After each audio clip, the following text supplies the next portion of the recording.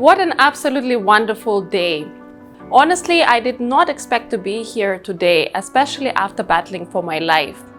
Honestly, my life right now is an absolutely blank canvas and I'm ready to paint it any color. Wow, what an experience. It was a great adventure. Let me tell you from the beginning.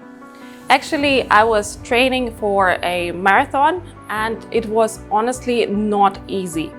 One day I was running and I got hit by a car and I fell absolutely flat on the ground.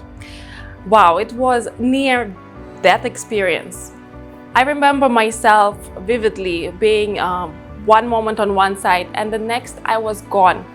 I actually remember seeing myself from a distance and thinking, oh my God, I am dead. The next thing I remember is being in the hospital next to my boyfriend in a full body cast. Wow, that is absolutely not what I expected.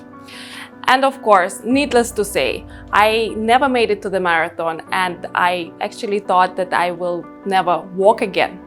But hey, absolutely pleasure to be here today, right in front of you.